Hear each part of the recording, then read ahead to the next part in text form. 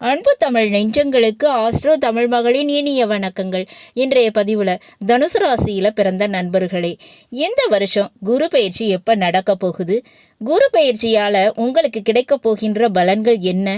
குரு பயிற்சியோட பலன்கள் முழுவதுமாக பார்க்க போகிறோங்க. குரு பகவான் இந்த 2025 பயிற்சியாகி உங்கள் சத்ரு ஸ்தானத்தை விட்டு விலகி உங்களுக்கு சாதிக்க வைக்கக்கூடிய சப்தம ஸ்தானத்தில் போய் அமரப்போகிறார். அதனால் உங்களுக்கு கிடைக்க போகின்ற விஷயங்கள், நடக்க போகின்ற பலன்கள், கிடைக்க போகின்ற அதிர்ஷ்டங்கள், அதை பற்றி தான் இன்றைய பதிவில் பார்க்க போகிறோம். பதிவினை முழுமையாக பாருங்கள். பதிவு பிடிச்சிருந்தா லைக் பண்ணி கமெண்ட் பண்ணி மற்ற நண்பர்கள் உறவினர்கள் பயன்பெற அவங்களுக்கும் ஷேர் பண்ண மறந்துடாதீங்க.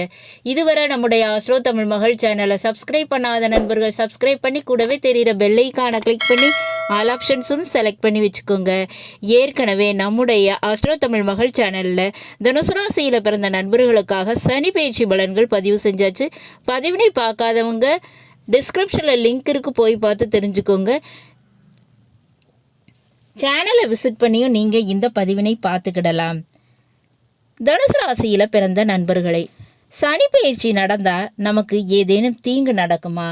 தீய பலன்கள், கெட்ட பலன்கள் நடக்குமோ என பயந்து போய் அதை பலன்களை பார்ப்போங்க.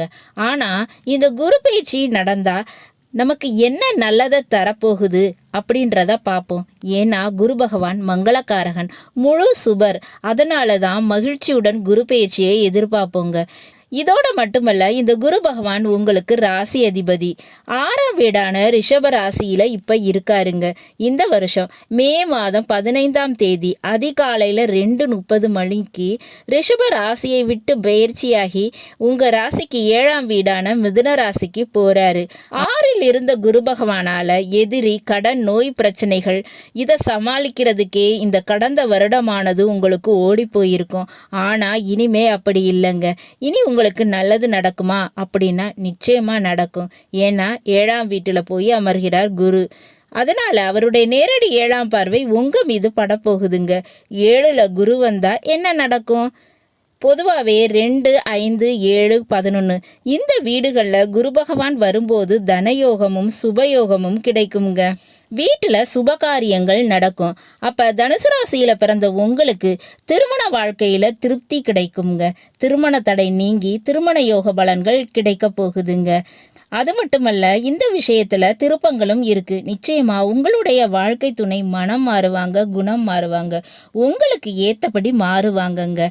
சற்றும் எதிர்பாராத மாதிரி அவங்களுடைய குணநலன்கள் மாறும். அது மட்டுமல்ல, உங்கள் வாழ்க்கை துணைக்கு ஏதாவது ஒரு வேலை கிடைச்சி உங்கள் வாழ்க்கையில் ஏற்பட்ட கஷ்டங்கள் விரைவில் மாறப்போகின்ற காலம் வரப்போகுதுங்க. பிள்ளைகளால் சில நன்மைகள் பெற போறீங்க. பிள்ளைகளை நினச்சி ஏதோ ஒரு கவலை, ஏதோ ஒரு கஷ்டம் இது நாள் வரை இருந்திருக்கும். அந்த கவலை இப்போ தீந்துடும், இனி இருக்காதுங்க. இன்னொரு பக்கம் பார்த்தோம்னா, இந்த குரு பகவான் அவர் இருக்கும் இடத்தை விட பார்க்கின்ற இடத்திற்கு தான் பலன்களை அள்ளி கொடுப்பார். அப்படிப்பட்ட இந்த குருவுக்கு 5, 7, 9 என்ற பார்வை பலன்கள் உண்டுங்க. 5ஆம் பார்வையாக குரு பகவான் துலா ராசியை பார்க்குறாரு. அப்போ தனுசு ராசியில் பிறந்த உங்களுக்கு துலா ராசிங்கிறது 11ஆம் வீடு. அப்போ லாபஸ்தானம். அப்படி பார்த்தோம்னா லாபம் வருவதில் எந்த விதமான பிரச்சனையும் இருக்காதுங்க. தங்கு தடை இருக்காது. மூத்த சகோதர சகோதரிகள் வழியில் நன்மை நடக்கும். அவர்கள் மூலமாக உங்களுக்கு வசூல் கிடைக்குங்க. பணம் பன்மடங்கு உயரும். அடுத்ததா 7ஆம் பார்வை உங்களை பார்க்குறாரு. அப்போ உடல் ரீதியான நோய் பிரச்சனைகள் சரியாகும். மன ரீதியான குழப்பங்கள் தீர்வடையும். இதுக்கு அடுத்தபடியாக 9ஆம் பார்வையாக கும்ப ராசியை பார்க்குறாரு. அது உங்களுக்கு 3ஆம் வீடு. அப்போ உடன் பிறந்த சகோதர சகோதரிகள் வழியில் நன்மை கிடைக்குங்க. கிடைக்க வேண்டிய வெற்றி வாய்ப்புகள், அது ஒரு கவர்மெண்ட் ஜாபாக இருக்கலாம், அல்லது ஒரு கோர்ட்டு கேஸு பிரச்சனையாக இருக்கலாம். நீங்கள் எதிர்பார்த்த வெற்றி என்பது நிச்சயமாக கிடைக்குங்க. அந்த வெற்றியை கொண்டாட தயாராகுங்க. வேலையில் புதிய வாய்ப்புகள் உங்களுக்கு கிடைக்கும். 2 வீலர் வண்டி வாகனம் புதியதாக வாங்கக்கூடிய யோகமும் இருக்குங்க. ஓகேங்களா? இது போக பார்த்தோம்னா, இந்த குரு பகவானுடைய நேரடி 7ஆம் பார்வை உங்கள் மீது கிடைக்கின்ற காரணத்தினால நிச்சயமாக கௌரவம், பேர், புகழ், புதிய பதவி வாய்ப்புகள், புதிய அதிர்ஷ்டங்கள் இவையெல்லாம் தேடி வருங்க, பயன்படுத்திக்கோங்க.